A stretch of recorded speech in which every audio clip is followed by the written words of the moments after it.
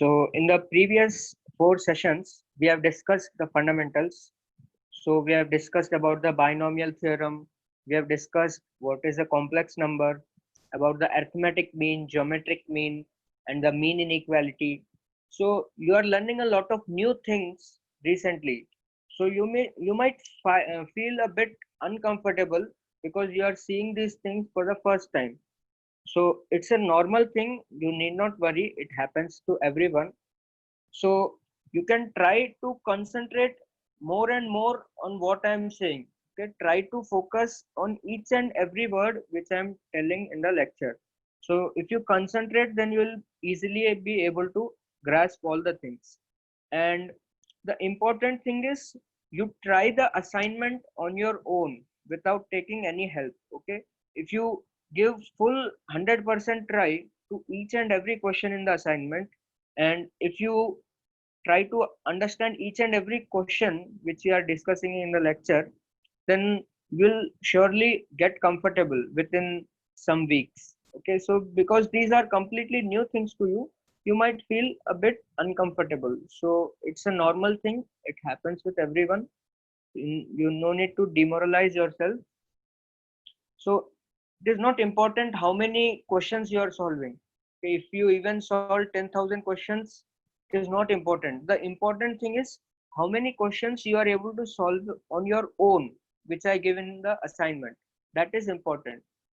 So how many questions you are trying, how many questions you are giving your best effort, best shot, that is important. Because if you look at the previous PRMO or RMO papers, there is no standard question appearing in the exam. Each and every question is a unique question. You need to think then and there itself, and you need to find a method to solve the question there itself. So, to get your brain to develop that type of thinking, you need to spend so much time thinking about the question. You try the question on your own. So even if you get two questions only out of the five or six questions which I give in the assignment, it is no problem. But each and every question you should try very hard. That is important. That will develop your brain to a whole new level. So if you don't get the questions in the assignment, then already I'm giving you the discussion of each and every assignment. We are discussing each and every question there. So you can see it, you can understand, you can learn the method, you can learn the technique, you can learn the idea. And even if you don't understand after seeing a discussion, then you can rewatch it, right? And still if you don't understand, then I'm always there with you. You can ask me anytime. Okay, then I can explain it to you. So the things are new, and the things are in depth, and the things are non-routine from what you have studied in your school until now, from the regular school curriculum what you are studying. So you might feel a bit discomfortable, but try to, I mean, catch up. Okay, try to grasp things, try to concentrate, then I'm sure that you'll be able to pick up very easily. And about the speed, let me tell you that our syllabus is so vast, and we have around 2 months only to cover this vast syllabus.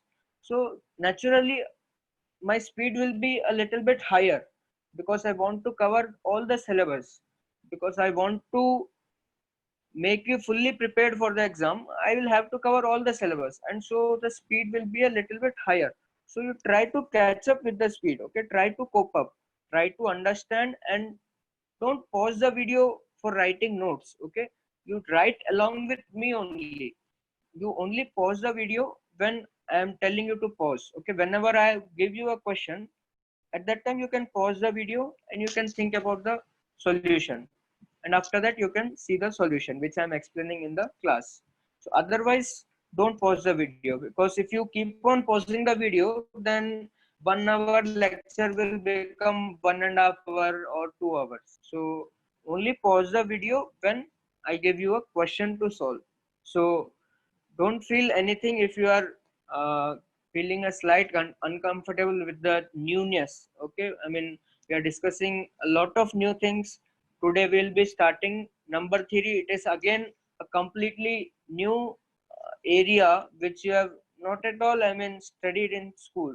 And even if you have studied, you might have studied very basic things like GCD, LCM, prime factorization, and those things. But slowly, I mean, we'll be going to a whole new level.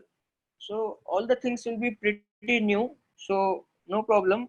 You try to concentrate, and then easily you will be able to understand. So let us start today the first session on number theory. So today, let us discuss about divisibility of integers. Divisibility of integers. So number theory is nothing but the study of integers only. We will not be studying any rational numbers and other numbers. We'll be studying only integers, and mainly we'll be studying natural numbers only and their different properties, and there will be so many interesting things in number theory. So I mean, during the classes, in between sometime, I'll also tell you some interesting things in number theory that are not yet discovered. Okay, I mean, scientists are sorry, not scientists, mathematicians, they're trying to figure it out how this came, but still they are not able to do it from so many years. So I'll try to tell some things in between of the sessions that you will find very interesting. So it is nothing but a study of natural numbers. So let me tell you an interesting thing before starting divisibility of integers. I think all of you know what is a prime number, right? A number which has only two divisors, that is 1 and itself, is called a prime number. So in your school, you have studied what are the prime numbers between 1 to 100. You might have studied all the prime numbers, right? How to find all the prime numbers. You might have studied a method called sieve of Eratosthenes to find out all the prime numbers between 1 to 100. And let me ask you a simple question.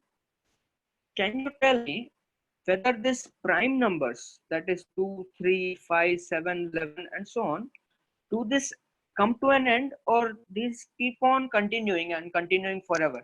Okay, so if you think, I mean, when I was in school, I thought that these prime numbers will definitely come to an end somewhere, because I mean, there are so many numbers. When if I take a very large number, say 1 crore or 10 crore, then there are so many numbers between before 10 crore, that at least one of the number will definitely divide that number, right? If I take any big number between 10 crore, sorry, 1 crore and 10 crore, then I thought that there are so many numbers before 1 crore that there will be at least one number which will definitely divide, which will, I mean, which will be definitely a factor of one number. So that I thought that the prime numbers will definitely come to an end at certain point of time. I mean, after certain numbers, the prime numbers will end. This is what was my thinking when I was in school in class 6th or 7th. But later I came to know that these prime numbers are infinite. These keep on continuing and continuing. So the proof that prime numbers are infinite, the problem that the prime numbers are infinite or not, this was proposed very, I mean, very earlier, in before very like 100, I mean, before it was proposed before so many years.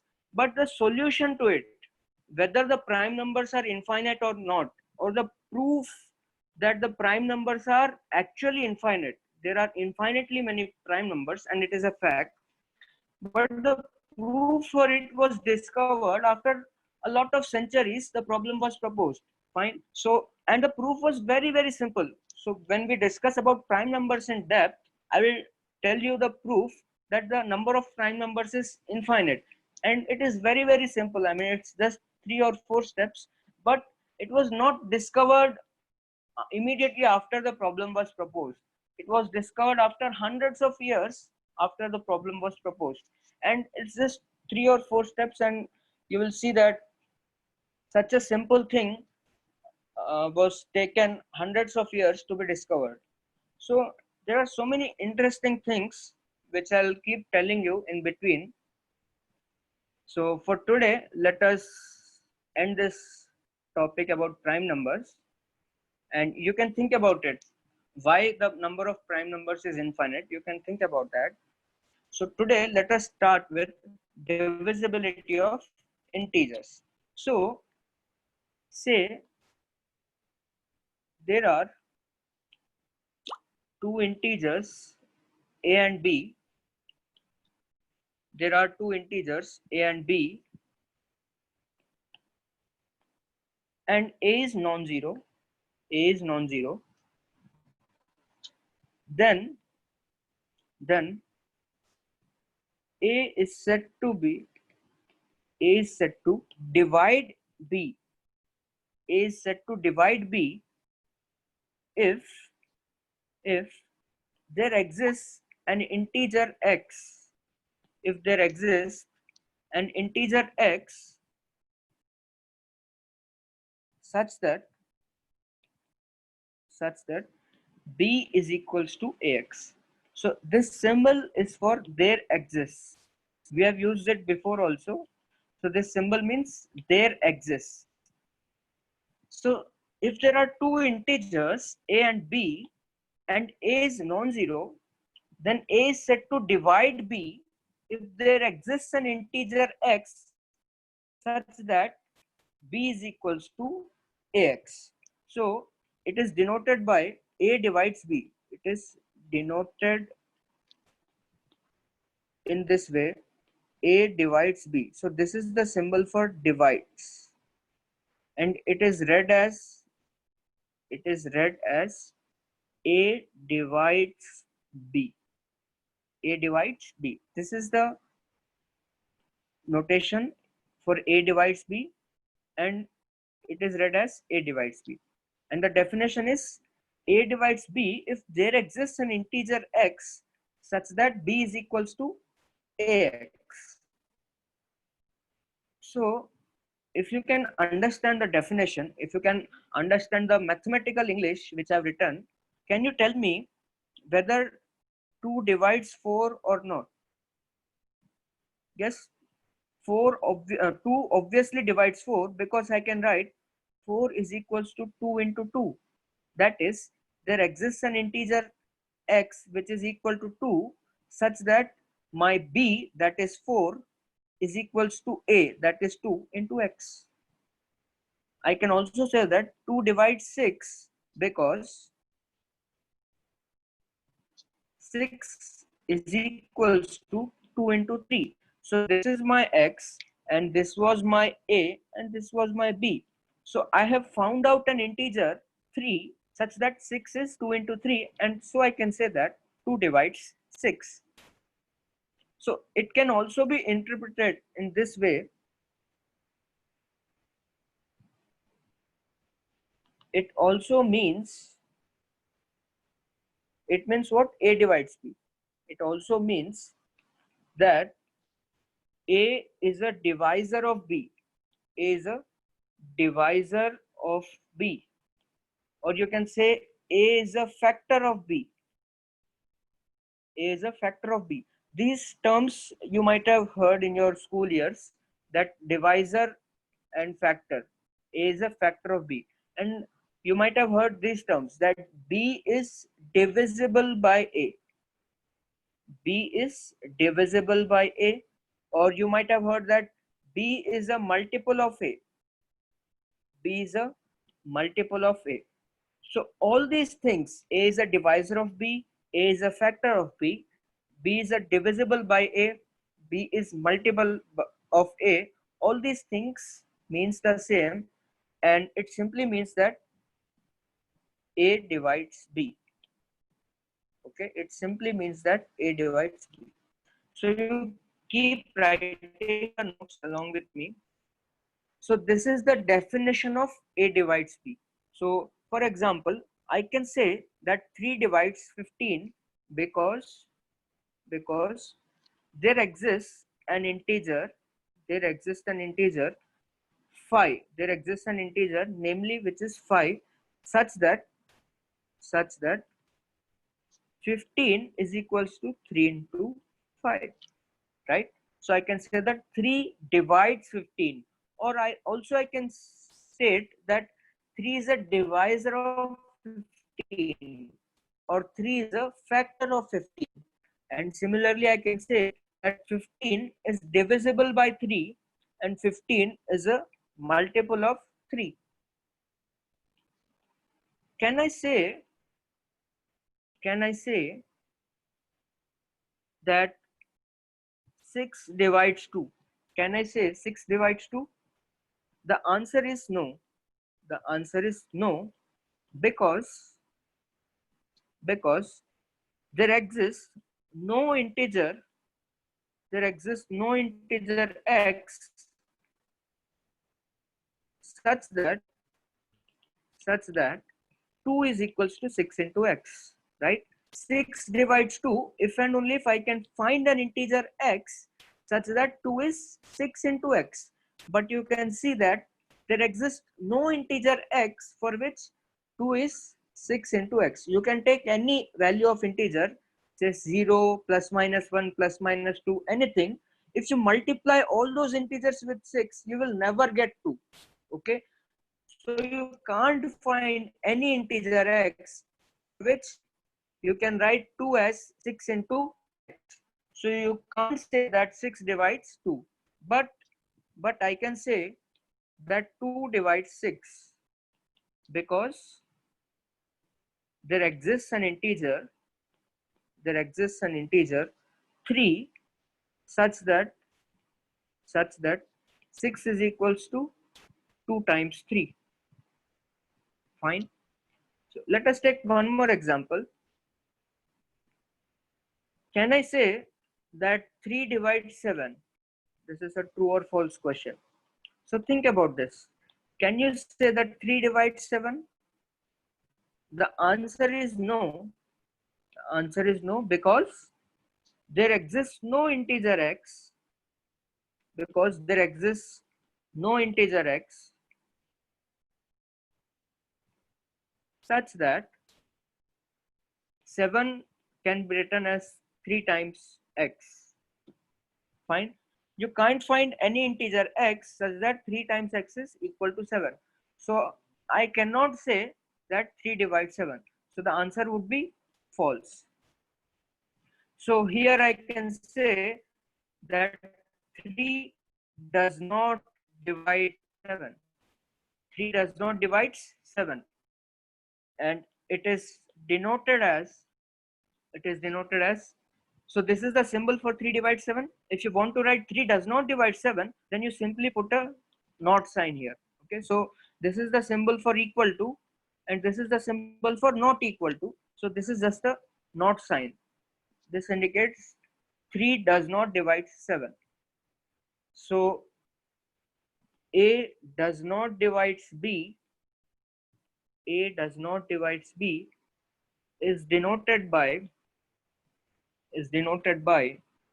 A does not divides B.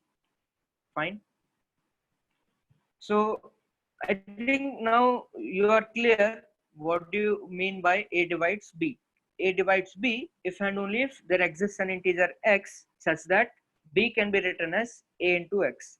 And it also means that A is a factor of B, or A is a divisor of B, or you can say that B is a multiple of A, or B is divisible by A. So let us discuss some properties.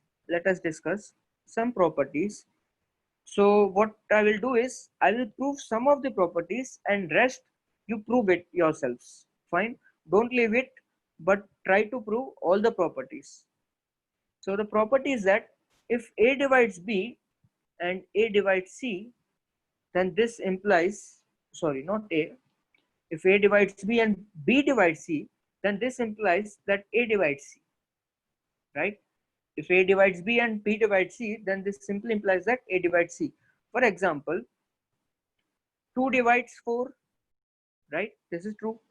And 4 divides 12. This is also true. You can see that 2 also divides 12. This is definitely true. You can verify it that 2 definitely divides 12, because 12 can be written as 2 into 6. So if A divides B and B divides C, then A divides C.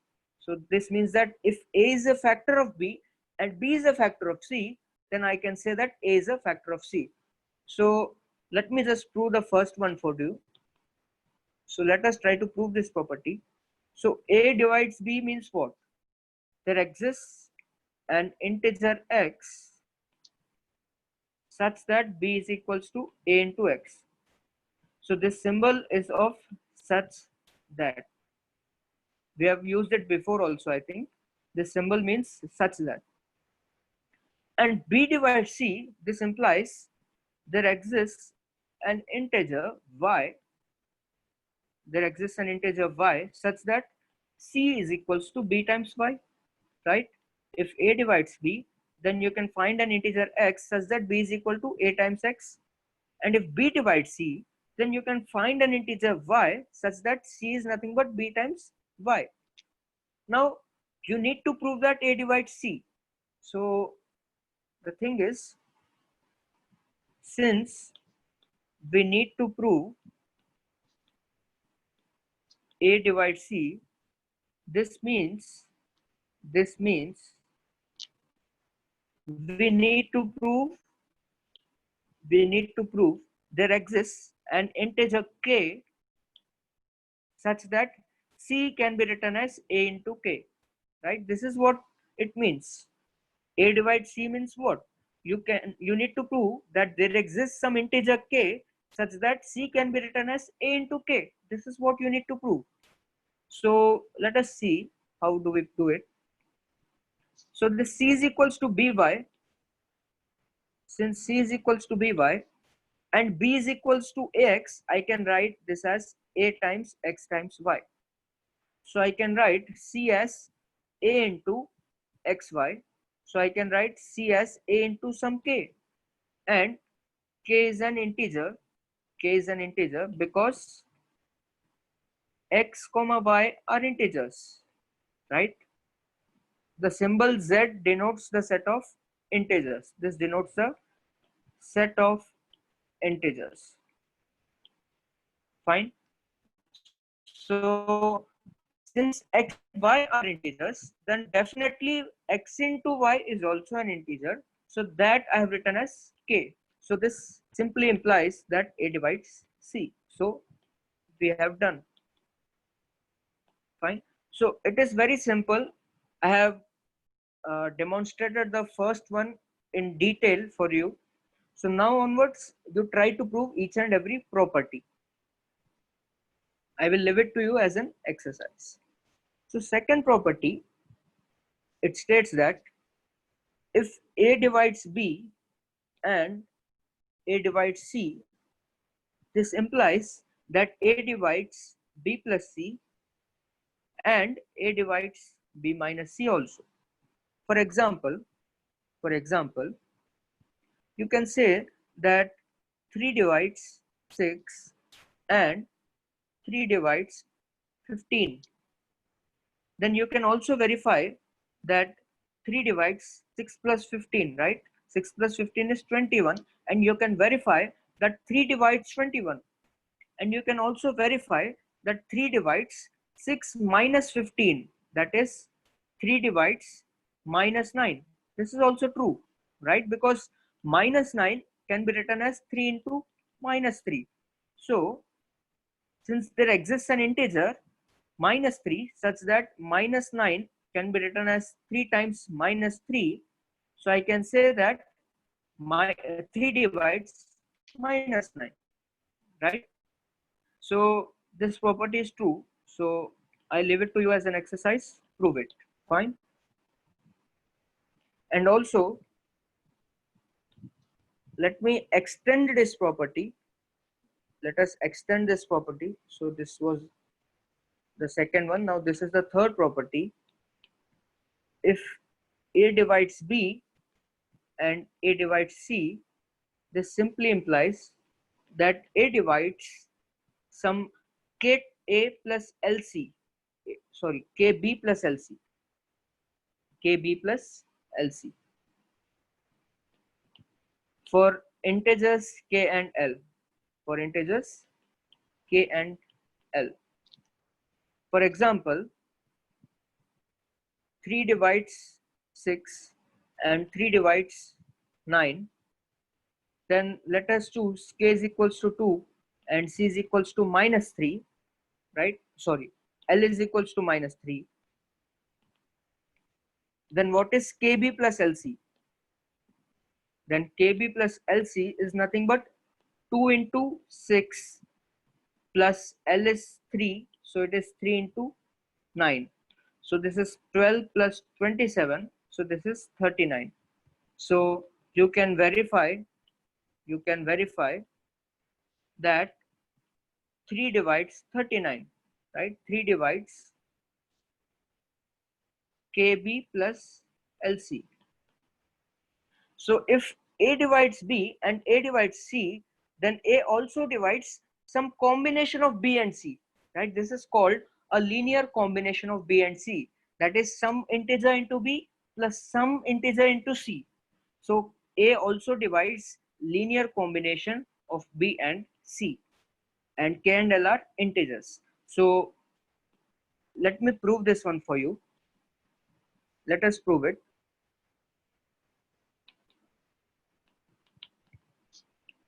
So A divides B implies there exists an integer x such that B is equals to AX, and A divides C implies there exists an integer y such that C is equals to AY. Now consider KB plus LC, and K and L are integers. So this can be written as K times B can be written as AX, and L times C can be written as AY. So this can be written as A times Kx plus Ly. Now since Kb plus Lc is A times some integer, it is A times some integer, where Kx plus Ly is an integer, right? Because Kx, L and Y all are integers. So Kx plus Ly is also an integer. So then I can say that A divides Kb plus Lc. Also I can write plus minus, right? And the proof is still the same. I can write here plus minus. So if A divides B and A divides C, then A divides a linear combination of B and C. So let us also try to understand what do you mean by linear combination. So linear combination of B and C, linear combination of integers B and C is KB plus LC only, right? It is some integer into K plus some another integer into C. For any integers, K and L. For any integers, K and L. For example, 2B plus 3C is a linear combination. 2B plus 3C is a linear combination of B and C. Similarly, 3B minus 4C, it is also a linear combination, right, of B and C. 5B minus 7C, 6B plus 2C, all are examples of linear combinations of B and C. So if A divides B and A divides C, then A definitely divides, A also divides any linear, or let me say every linear combination of B and C. Every linear combination of B and C. That is, A divides KB plus LC for all integers K and L. For all integers K and L. This symbol is for all. We have used it before. So here also let me make it for all integers K and L. For all integers K and L. Fine. So I hope this is clear to you. So I have not taken an example on the negative numbers while taking the examples of divisibility. So I can also say, I can also say that 3 divides negative 15, right? Because negative 15 is 3 into minus 5, because there exists integer minus 5 such that I can write minus 15 as 3 into minus 5. So 3 definitely divides minus 15, and 4 divides minus 8. Also 4 divides 8, right? Also minus 4 divides 8, because 8 is minus 4 times 2, right? So minus 15 divides 45. Also you can write minus 15 divides minus 45. So all these are true by the definition that A divides B if there exists an integer x such that B is equals to A into x.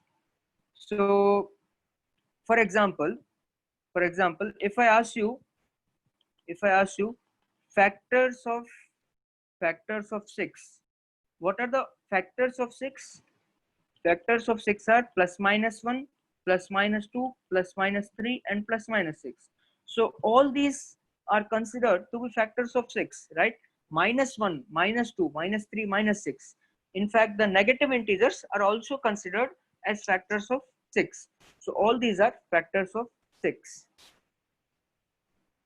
So let us discuss the next property, that is the fourth one.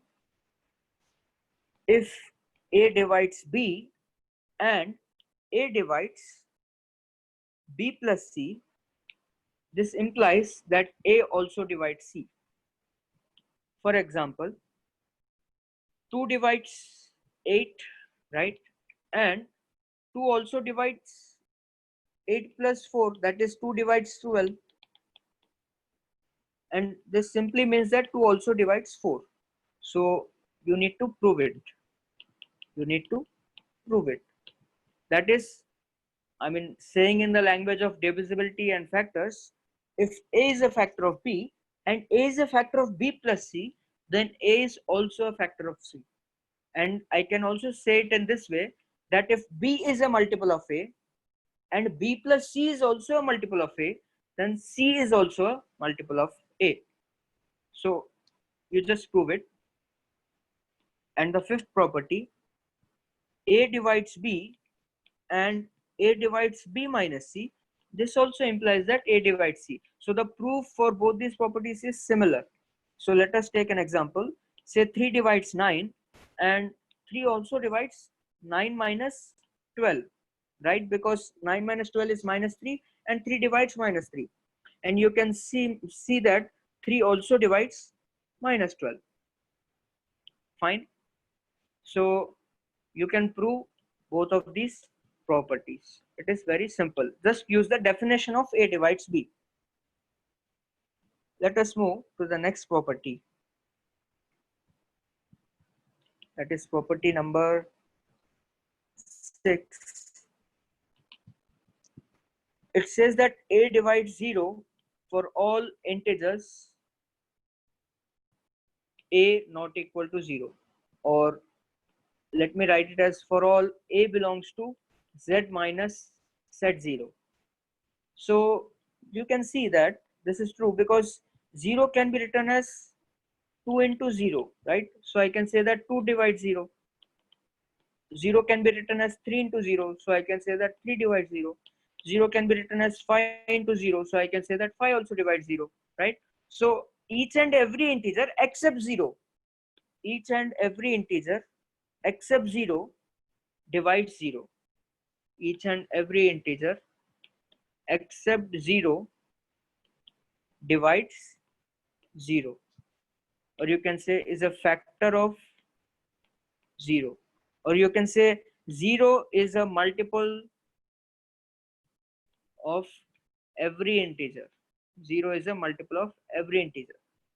So why this not 0? Why A can't be 0? Because in the definition of divisibility, we have said that A is not equal to 0. If you come back to the first page here, you can see that the definition of divisibility itself, I have told that A is not equal to 0, right? So that's why I just said that any non-zero integer divides 0.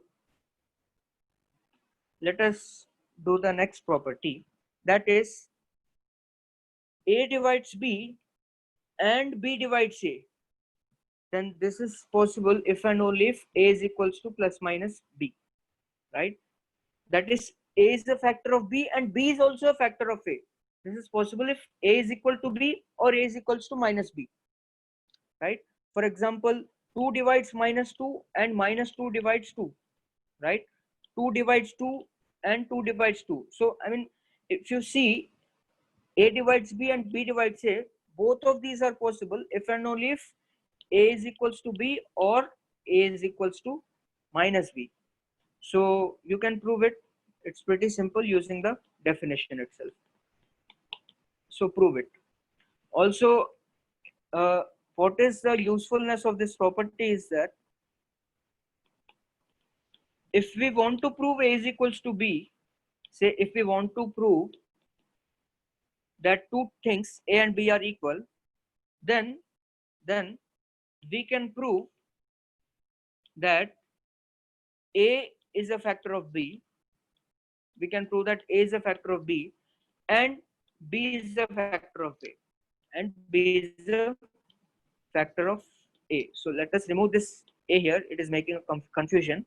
So if A is a factor of B and B is a factor of A, then I can say that A is equals to B. And also both of the signs are same. And both A and B have same signs. Right? So if I want to prove that two things A and B are equal, then if I can somehow prove that A is a factor of B and B is a factor of A, then I can say that A is equal to B. So this is the usefulness of this property. So just prove this property by your own. Next, A divides B, then this implies that A also divides BC for all integers C. For all integers C. This is also pretty straightforward. You can see that 2 divides 6, then 2 divides definitely 6 into 2, 2 divides 6 into 3, 2 divides 6 into 4, 2 divides 6 into 5. And for any integer, you can take, so 2 divides that. Okay, so you can prove it. It's just one step proof by using the definition. Next, A divides B. This implies that either B equals to 0 or mod A is less than or equal to mod B, right? That is, you can say that 2 divides 4, then you can see that mod of 2 is definitely less than mod of 4. You can see 3 divides minus 6, and you can see that mod of 3 is less than mod of minus 6, because mod of minus 6 is 6, whereas mod of 3 is 3. And if 3 divides 0, I mean, then this is 0. Then here 3 less than mod 0, this need not hold, because this need not be true, because we wrote that B is either 0, and if B is not 0, then this is true. That is mod A is less than or equal to mod B. Fine. So this property also you can prove it. And to state it more explicitly, if A comma B are positive integers and B is not equal to 0 and A divides B, then definitely I can say that A is less than B. So since A and B are positive, mod A is nothing but A and mod B is nothing but B. So I just remove the mod sign and I got here. Fine. A is less than or equal to B, right? They can be equal because 2 divides 2, 3 divides 3 and so on. Let us move to the next property. So if A divides B, then I can say that M times A divides M times B for all integers M not equal to 0, right? And this is an if and only if condition, that if MA divides MB, then you can still say A divides B. For example, I can say that 3 divides 6, and I can also say that 3 into 2 divides 6 into 2, right? 6 divides 12. That is 6 divides 12. I can say this. Fine. And say If I have 18 divides 36, then I can say that 18 is nothing but 9 into 2, right? Divides 9 into 4, then I can simply say that 2 divides 4, right? That is, if MA divides MB, then you can say A divides B. So if 9 into 2 divides 9 into 4, then you can definitely say 2 divides 4. Next, let us see another property. A divides B, then you can say that A power K divides B power K for K positive integer, or you can say K belongs to N, right? So 2 divides 3, then I can say that 2 square divides 3 square. That, sorry, 2 doesn't divide 3, sorry. So 2 divides 4, then I can say that 2 square divides 4 square. I can also say that 2 cube divides 4 cube, 2 power 4 divides 4 power 4, and so on. So both of these properties, you prove it yourself. Fine. So, and these are some of the basic properties of divisibility of integers. And the notion of divisibility you have already studied in your earlier classes. It's just that you studied it with a different name. That is, you studied it as factors and multiples. You studied 2 is a factor of 3, 3 is a factor of 6, 7 is a factor of 14, and you studied 21 is a multiple of 7, 6 is a multiple of 3. You studied it in this way, and now just we have changed the name. That is, instead of saying 2 is a factor of 4, we are saying 2 divides 4. Instead of saying 7 is a factor of 21, now we are saying 7 divides 21. It's just that we have changed the name. That is different, and rest of the things you have already studied in your school years. So you just prove all the properties, and let's move forward.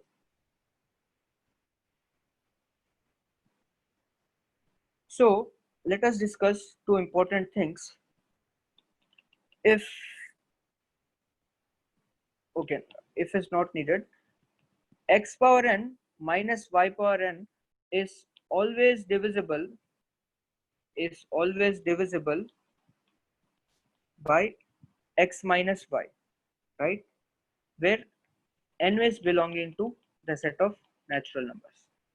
Fine. So here x and y are integers, definitely. So we are discussing number theory, means we are discussing about integers only.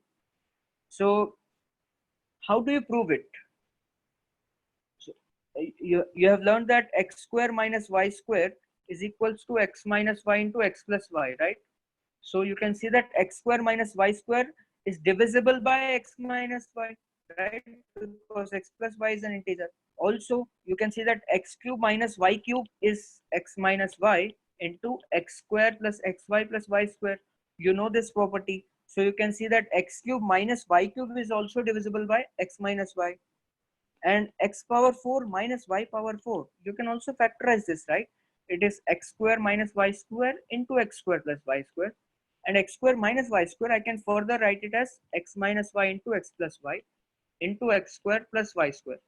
So again, you can see that x power 4 minus y power 4 is also divisible by x minus 5 because this is an integer itself. And similarly, I can write x power 10 minus y power 10. This will also be divisible by x minus y. Okay, so it will be some x minus y into some factor. So how to prove it? How to prove it? So the proof is very simple. It's just the long division method.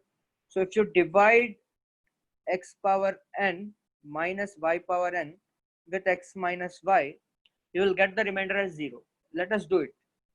So I'll just divide, I'll multiply x power n minus 1. I'll get x power n minus x power n minus 1 into y. And if I subtract this, then this thing will get cancelled. And here I'll get x power n minus 1 into y minus y power n. And now I need to multiply with what? I need to multiply it with x power n minus 2 into y, right? To get this term, x power n minus 1 y. So I just multiply with x power n minus 2 y. Then I'll be getting x power n minus 1 y minus x power n minus 2 y square. So then I subtract it again. So I'll get x power n minus 2 y square minus y power n, and again I'll multiply with x power n minus 3 y square this time. So I'll get x power n minus 2 y square minus, this is x power n minus 3 y cube, and I'll subtract it again. This gets cancelled, and so on. If I continue the process, I'll get the remainder as 0, right? So let me just write it for you. X power n minus y power n can be actually written as x minus y into x power n minus 1 plus x power n minus 2 into y plus x power n minus 3 into y square plus, and so on.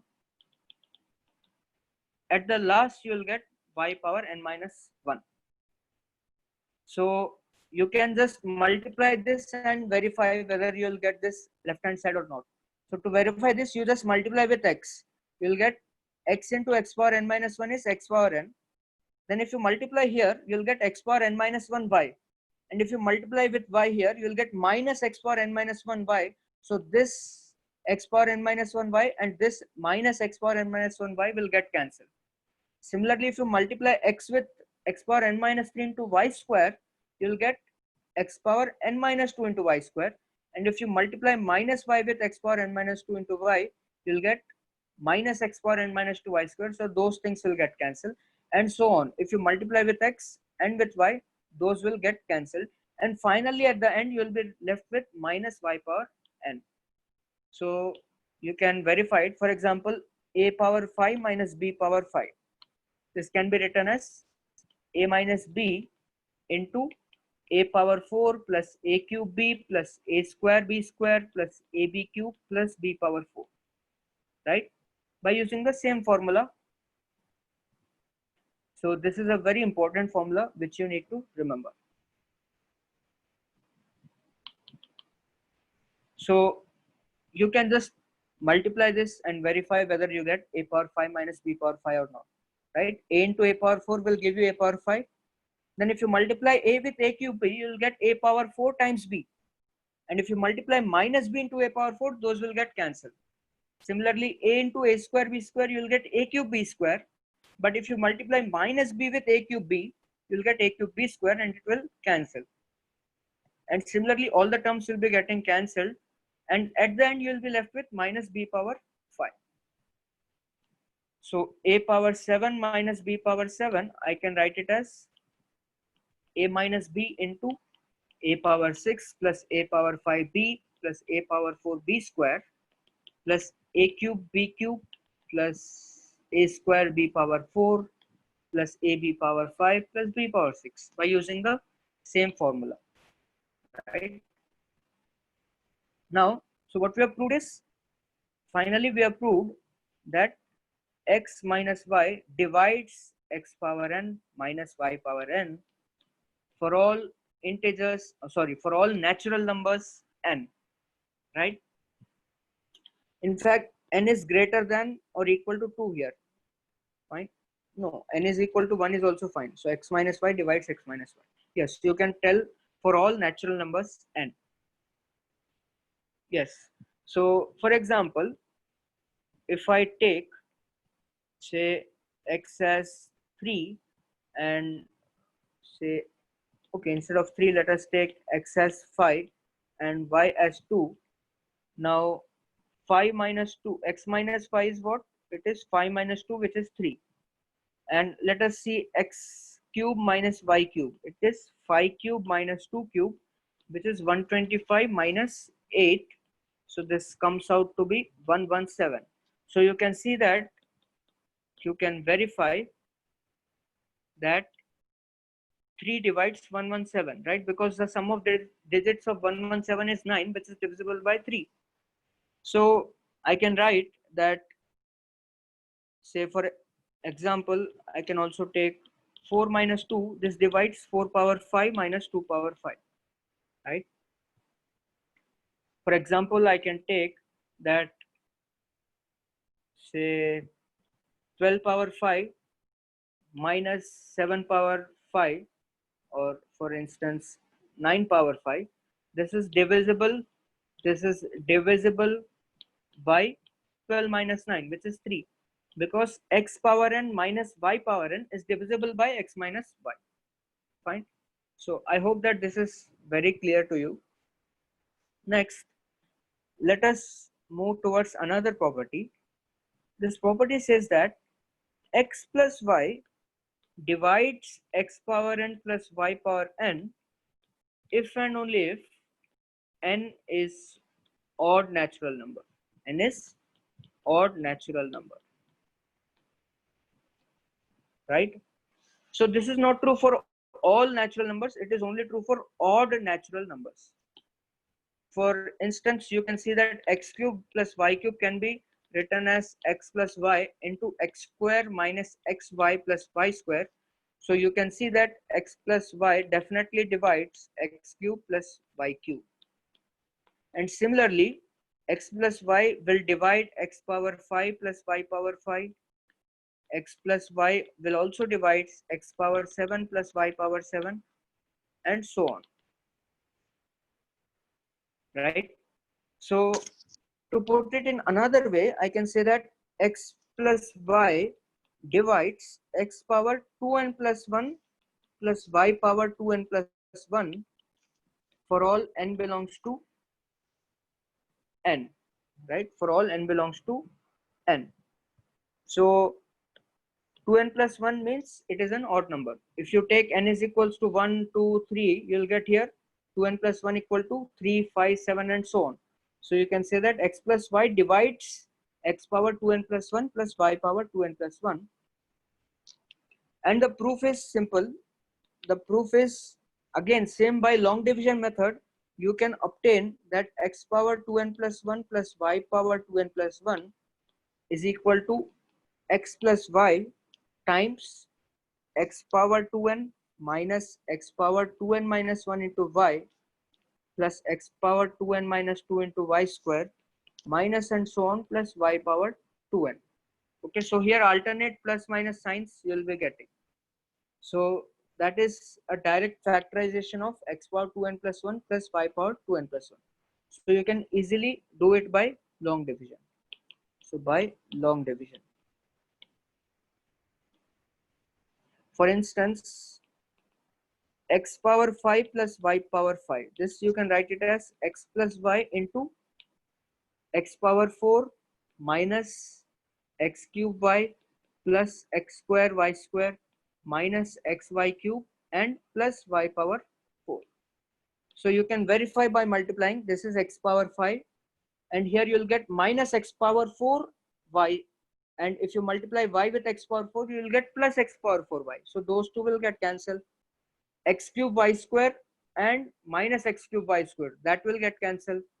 Minus x square y cube plus x square y cube, that will get cancelled. Xy power 4 minus xy power 4, that will get cancelled. And finally you'll get at the end y power 5. So it is easy to verify this.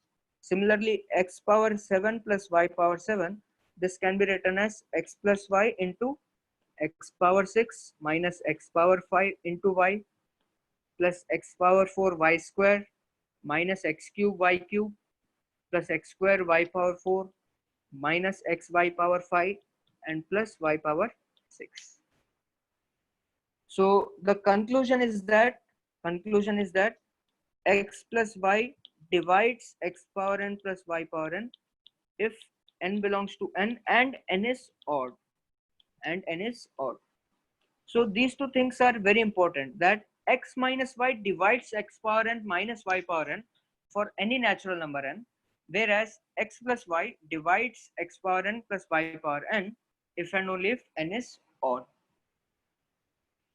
So for example, I can say that 2 power 5 plus 7 power 5 is divisible by 2 plus 7, that is equal to 9, because 5 is an odd number, right? So 2 power 5 plus 7 power 5 is divisible by 2 plus 7. Similarly, I can say that 7 power 11 plus say 5 power 11 is divisible by 13. Sorry, is divisible by 12. 7 plus 5, which is 12. Fine. So I hope this is very clear to you. So let us solve some questions based on this. So you need to prove that,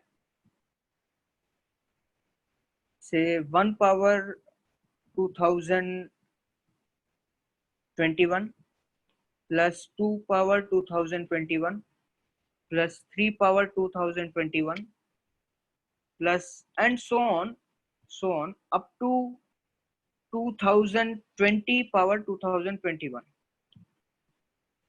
Fine. This is divisible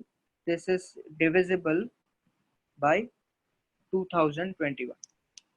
So this is what you need to prove. So now you pause the video, think about this. It is very simple. If you spot the idea, it is just a one-step solution. And try this problem and then come back to see the solution. Fine. So let us solve this problem. So you can see that 1 power 2021 plus 2020 power 2021. This is divisible by 1 plus 2020, that is 2021, right? I am doing the pairing from first and last. I have paired this first and last. I can say that 1 power 2021 plus 2020 power 2021 is divisible by 1 plus 2020 because this is odd, right? X power n plus y power n is divisible by x plus y if n is odd.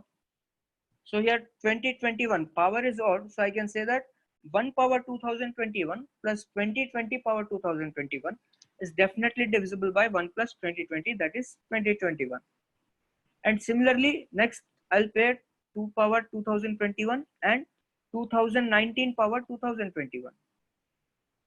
So 2 power 2021 plus 2 power, sorry, it's 2019 power 2021 is divisible by 1 divisible by 2 plus 2019, which is again equal to 2021. So if I continue this pairing, you can see that there are total of 2020 numbers, right?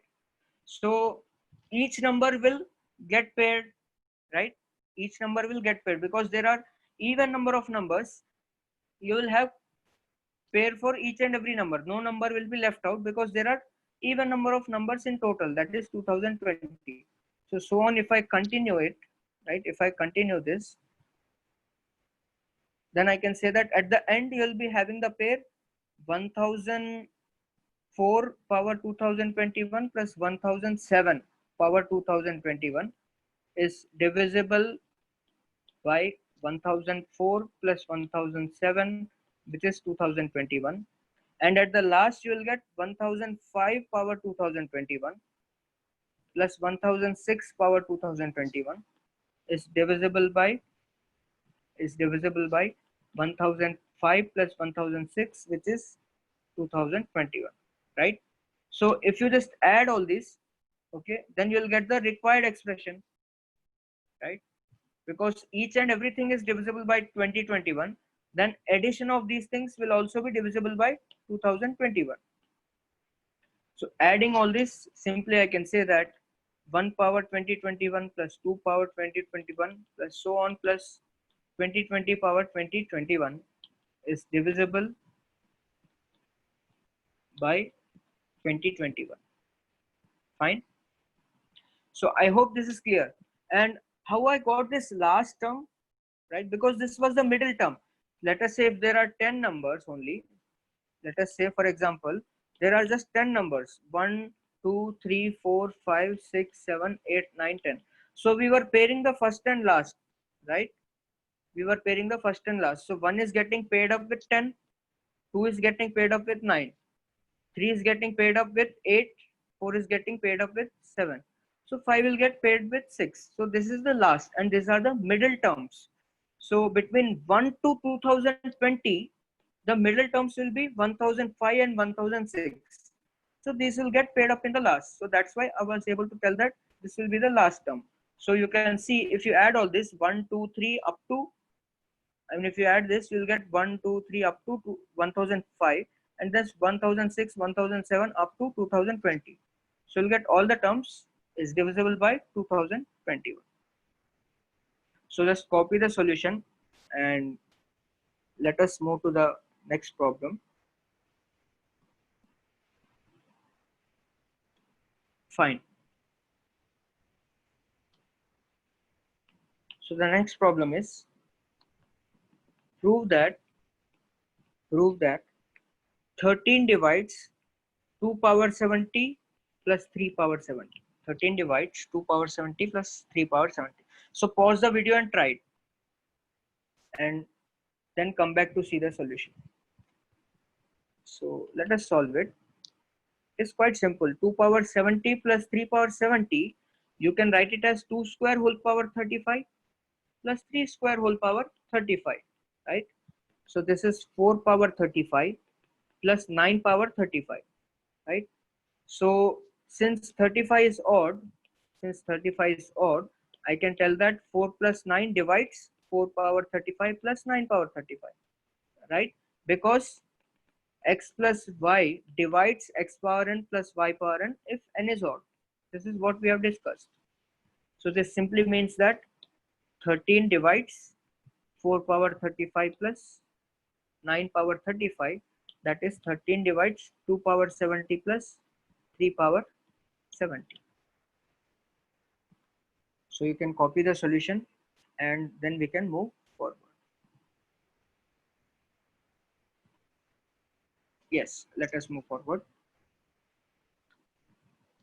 So let us discuss one more example. So the question is, find all x belongs to n minus set 3. N minus set 3 means what? It means all the natural numbers except 3. So you need to find all the natural numbers possible but not equal to 3, such that x minus 3 divides x cube minus 3, such that x minus 3 divides x cube minus 3. So you can pause the video and try if you want to, else you can solve it along with me. So see, x minus 3 should divide x cube minus 3. Now you try to learn the method. So I'm doing a clever manipulation here. What I know is, I know that x minus 3 divides x cube minus 3 cube, right? This is a known fact. This is a known fact because x minus y divides x power n minus y power n, right? For all n belongs to n. So this is a known fact that x minus 3 divides x power 3 minus 3 power 3. But here you have x power 3 minus 3, right?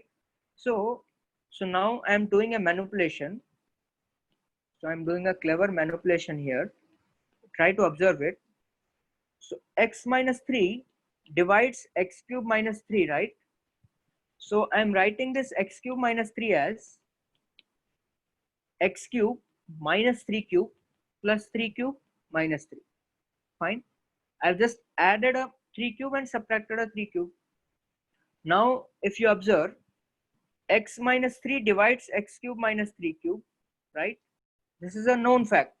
So by these two things, what can I say? Then I can say that x minus 3 should also divide 3 cube minus 3, right? If a divides b plus c, and if a divides b, then a must divide c, right? This is what we have learned. If a is a factor of b and a is also a factor of b plus c, this implies that a is a factor of c, right? This is what we have learned. So here x minus 3 divides x cube minus 3 cube, and x minus 3 also divides x cube minus 3 cube plus 3 cube minus 3. So x minus 3 should also be dividing 3 cube minus 3, right? Listen once more. So x minus 3 is a factor of x cube minus 3 cube, and x minus 3 is also a factor of x cube minus 3 cube plus 3 cube minus 3. So x minus 3 must definitely be a factor of 3 cube minus 3. That is what we have learned, right? If a divides b, and if a is a factor of b and a is a factor of b plus c, then a is also a factor of c. So I can simply say that x minus 3 divides 3 cube minus 3. Now you see, since here there was variable both the sides, right? Here there was x and here there was x, so it was difficult to solve the problem. Now if you see, here it is x minus 3 and here it is a constant. Here there is no variable x. So now our problem is very simple. So we need to find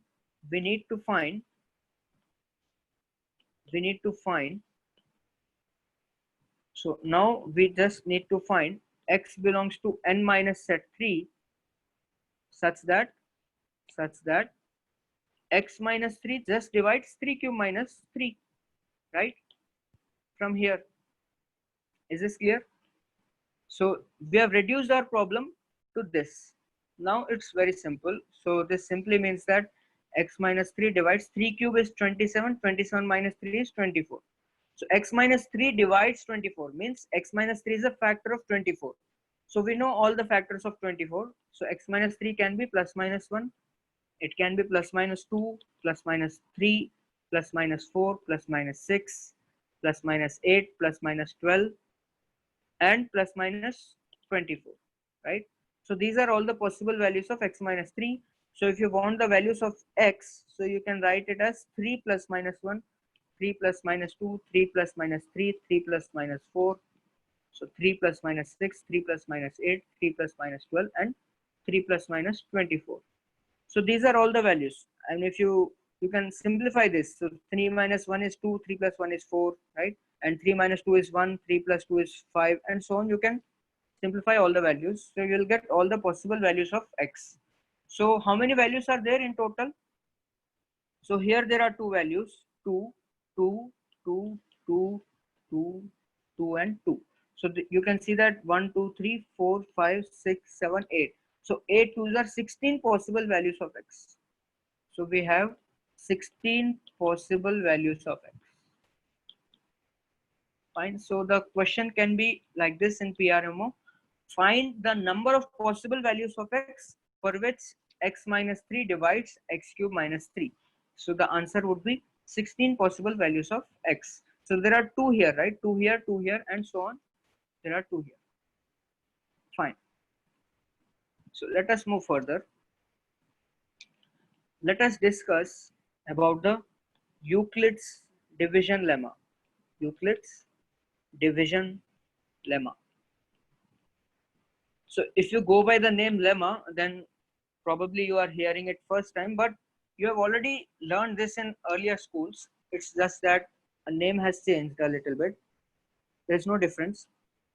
So what is Euclid's division lemma is, for any two integers a and b, for any two integers a and b, there exists integers q and r, there exists integers q and r such that b can be written as a times q plus r, b can be written as a times q plus r. In fact, there exists unique integers q and r. Okay, this representation is unique. So there exists unique integers q and r such that b is a times q plus r, and the condition on r is 0 is less than or equal to r is less than mod a. So this is the condition on r. So this is also called the division algorithm, right? This is also called the division algorithm. This is also called division algorithm. So for and you can see that here b is nothing but it is called as dividend, a is called as divisor, q is called as quotient, and r is nothing but remainder. R is remainder. So this is the division algorithm which you have studied in school, right? That dividend is divisor into quotient plus remainder, right?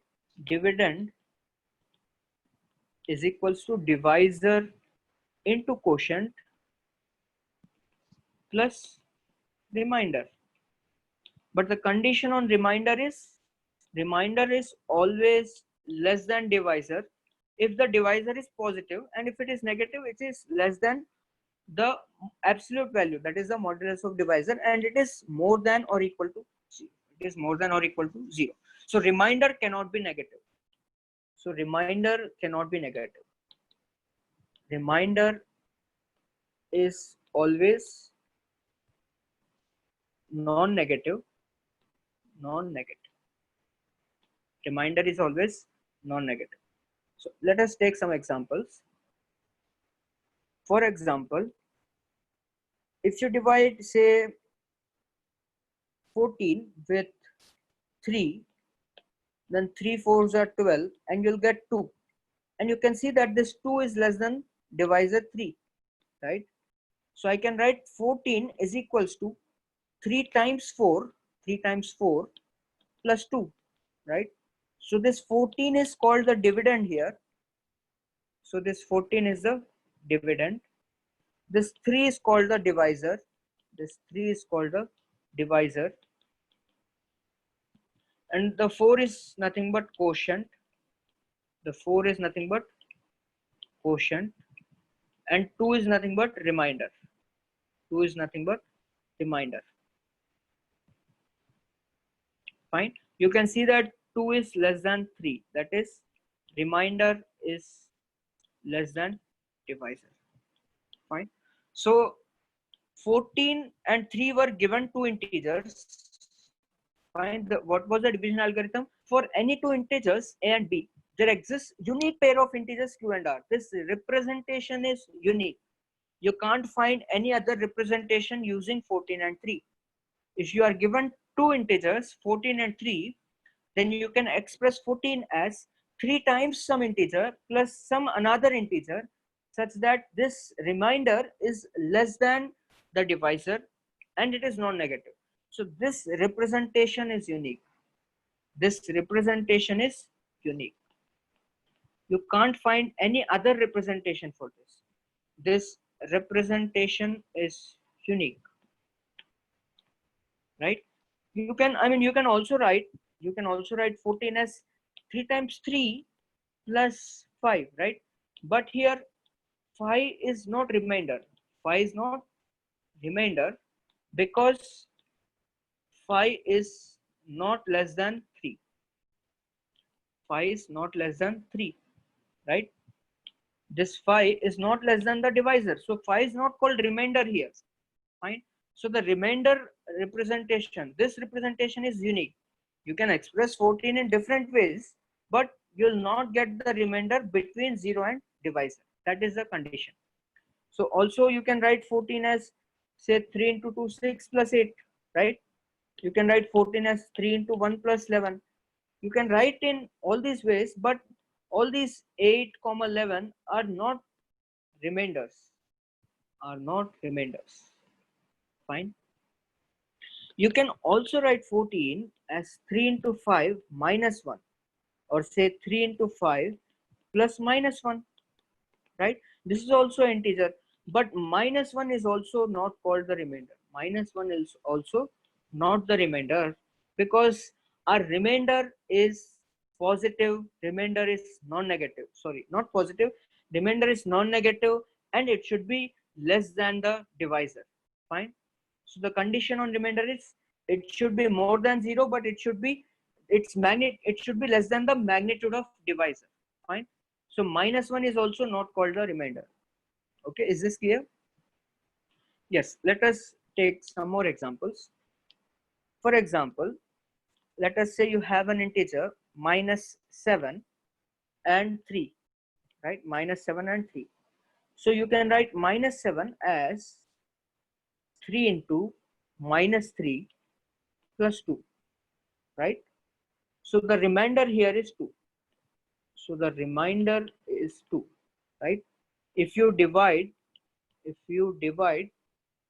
minus 7 by 3, the remainder is 2, right? You can write minus 7 as 3 into minus 2 plus minus 1 also, right? This is also possible, right? This is also possible, but minus 1 is not remainder. Minus 1 is not remainder because of the same reason that remainder is always non-negative. Remainder is non-negative. Fine. So minus 1 is also not the remainder. You can also write minus 7 as, for example, 3 into minus 4 plus 5. But 5 is also not remainder.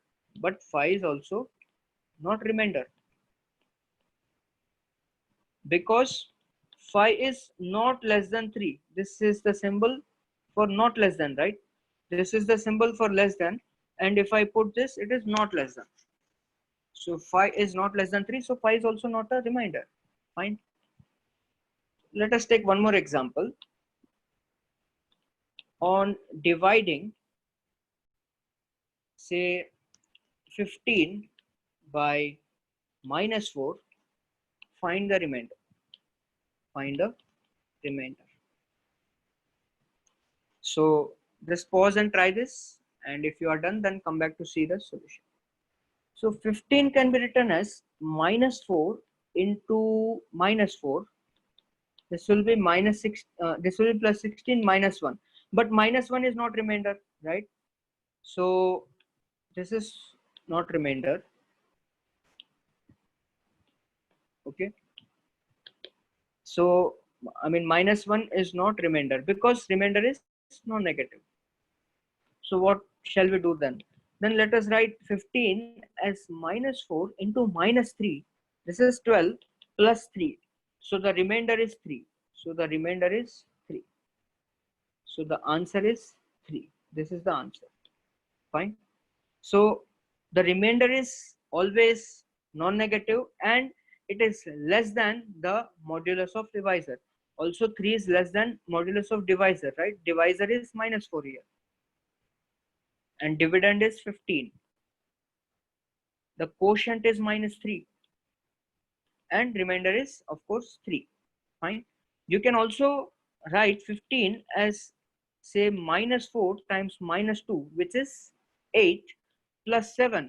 But 7 is not remainder, right? But 7 is not remainder because 7 is not less than the magnitude of divisor, that is minus 4, right? 7 is not less than minus 4, right? 7 is in fact greater than the magnitude of minus 4. So the remainder on dividing 15 by minus 4 is how much? It is 3. Fine. I hope this is clear to you, the concept of division algorithm. So now let me just give you a series of examples. Quickly, let us solve this. So you need to find quotients and remainder. Find quotients and remainder when B is divided with A. B is divided with A, or say divided by A. Divided by A. So first example, B is equals to 10, A is equals to 3, right? So B is divided by A means what? The dividend is B and the divisor is A. So then I can say that quotient is 3 here and the remainder is 1. Next example, B is 3 here and here the divisor is 10. So this is the dividend and this is the divisor. So dividend can be less than divisor. That is no problem. Dividend can be less than divisor. So you can write dividend 3 as 10 into 0 plus 3, right? So this is my divisor, this is my dividend, and this is my quotient, right? And this is the remainder. This is the remainder, right? Because the remainder 3 is less than divisor 10, right? So I can say that the remainder is 3 and the quotient is 0. Fine. So you can divide 3 by 10. No problem. Dividend can be less than divisor. No problem in that. So 3 is equals to 10 times 0 plus 3. So the quotient is 0, whereas the remainder is 3. Fine. let us do some more. Say b is equals to -7 and a is equals to 2. So I can write -7 is what? 2 into -4 plus 1, right? So quotient is -4 and remainder is 1 as usual, because it is less than divisor and it is non-negative. Fine. So say b is -15 and a is -3. So then -15 is nothing but -3 into 5 plus 0. So here the quotient is 5. Sorry, quotient is -5 and the remainder is 0. Remainder is 0. That is -15 is divisible by -3. So let us take one more. Say b is equals to -17 and a is equals to 5. So then -17 can be written as 5 into -4 plus 3. So the quotient is -4, whereas the remainder is 3. Remainder is 3, right? So you can also, I mean, you can also write -17 as 5 times -3. This is -15 -2. But -2 is not remainder. But -2 is not remainder, right? So the remainder is only 3. This is the answer. Now, if I divide just 17 with 5, then the remainder is 2 according to you, because 17 can be written as 5 into 3 plus 2. So then the remainder is 2. Then the remainder is 2 and quotient is 3, right? So if -17 is divided by 5, then you write -17 as 5 times -4 plus 3. So the remainder is positive and it is less than the divisor. So remainder is 3. And if you divide 17 by 5, then you can write 17 as 5 into 3 plus 2. So the remainder is 2. Okay, so now I think we have discussed enough examples on quotient and remainder, and it is very clear to you how to find out quotient and how to find out remainder. Yes. So let us move forward. So any even number, I mean, these are just some points. Any even number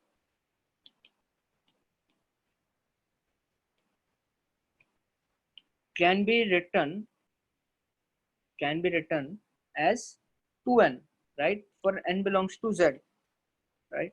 2n is an even number. So plus minus 2, in fact 0 also. 0 plus minus 2 plus minus 4 plus minus 6 plus minus 8. These are all even numbers. Even numbers means what? The numbers which are divisible by 2 are called even numbers. So 0 is divisible by 2, right? We just now we have said that a divides 0 for all a belongs to z minus z0. That is what is our property. So definitely 2 divides 0, right? So 0 is divisible by 2. 0 is also even number, right? 0 is divisible by 2. Hence 0 is also even number. 0 is also considered as even number. So the numbers which are divisible by 2 can be represented as 2n, where n is any integer. Similarly, if I have an odd number can be written in the form, or can be written as 2n plus 1 for n belongs to z, right? So you can take the examples of odd number as plus minus 1, plus minus 3, plus minus 5, plus minus 7, and so on. All these are odd numbers. So the numbers which are not divisible by 2 are called odd numbers. Or you can say that if you divide with 2, the possible remainders are 0 and 1 only. And if the remainder is 0, they are called even numbers. If the remainder is 1 on dividing by 2, then they are called odd numbers. Fine. Next, if, or say on dividing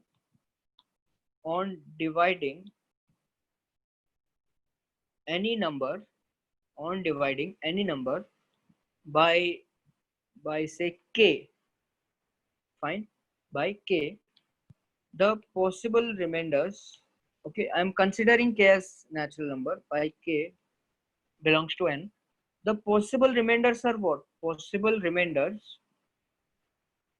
are 0, 1, 2, 3 up to k minus 1, right? For example, if you divide any number or say any integer by 7, the possible remainders are what? The possible remainders are 0, 1, 2, 3, 4, 5, 6, right? Now, if the remainder is 0,